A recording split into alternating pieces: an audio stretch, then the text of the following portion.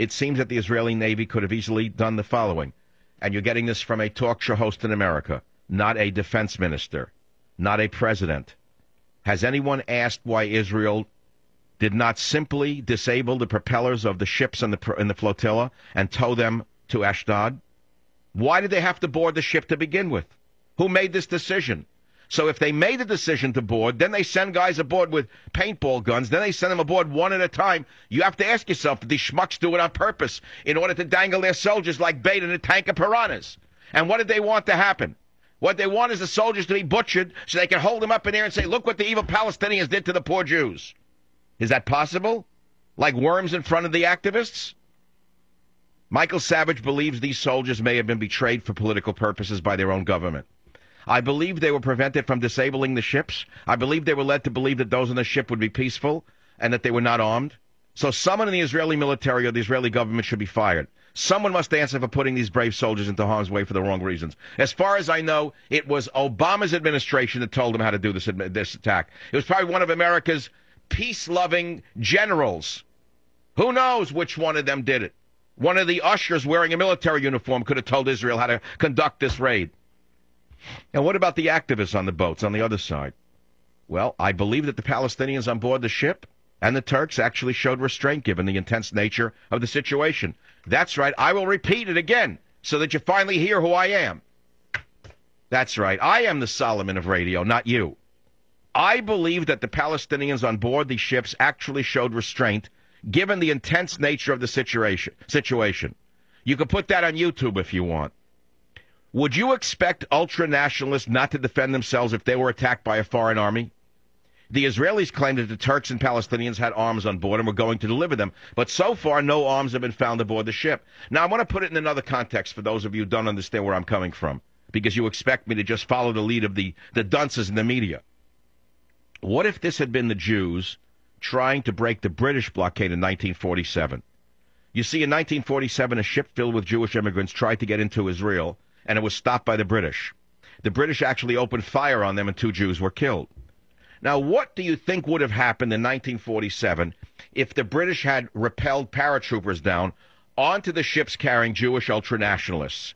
The Jewish ultranationalists, the Irgun and the others, would have chopped them to pieces. They would have killed the British paratroopers on. They would have torn them apart with their bare hands. Did you hear what I just said? Would you have expected the Jewish ultranationalists not to have defended themselves from British paratroopers in 1947? No, you wouldn't. Dead is dead, as my mother taught me. There's been too much death.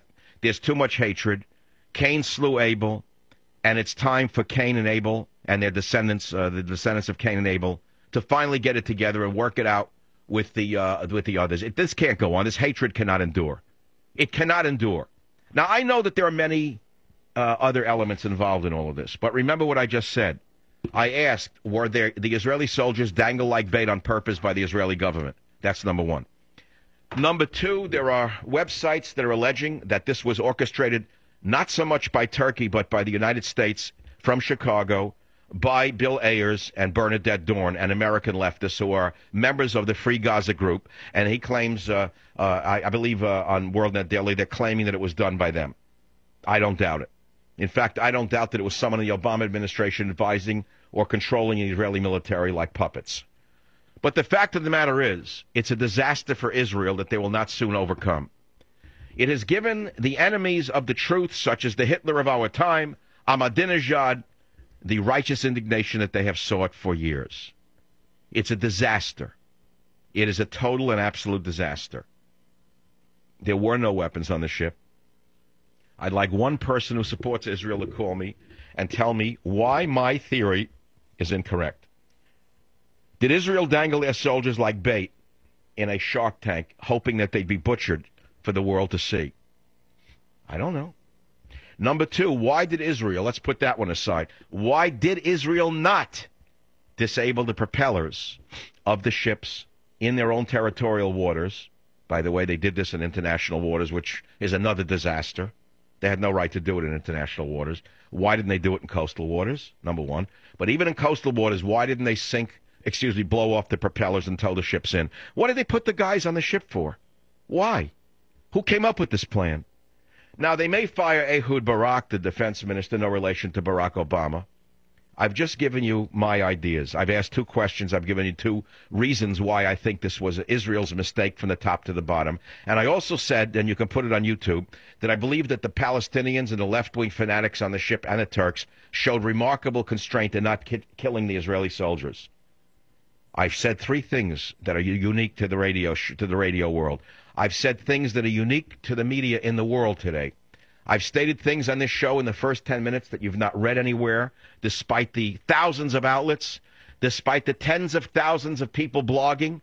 No one has asked the questions I just asked, which is what you've come to expect of me, and I believe I've delivered. I've put the articles up that corroborate some of my suspicions on michaelsavage.com. When I come back, we're going to talk about were the Israeli soldiers dangled like bait, number 1. Number 2, how do you explain the fact that Israel did not disable the ships and tow them to port? Why did they even put commandos on the ship? Where was Israeli intelligence? Everything was done wrong. And I asked, were their soldiers dangled like bait on purpose by the Israeli government? I know you may not think that that's possible, but anything is possible in this crazy world. New York, WOR, David, go ahead, please. You're on the Savage Nation. Dr. Savage, I'm a huge fan. I love you like a father. But you know what? Well, you're wrong on this one, Doc. You're wrong. And I'll tell you why. Because you could get the best Navy in the world, the U.S. Navy, and they will tell you that the only way you deal with a situation like this is you got to hail and query, just like what they're doing in the Gulf of Aden. But wait a minute. Why did they release 1 commando at a time instead of 5 or 6 commandos who would do a circle and protect each other? It makes no sense. This was a botched raid.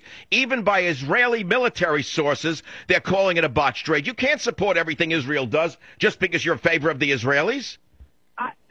You know what? It is a botched raid. It's a botched raid. That's correct. And they dangled the boys like bait in a shark tank. Savage.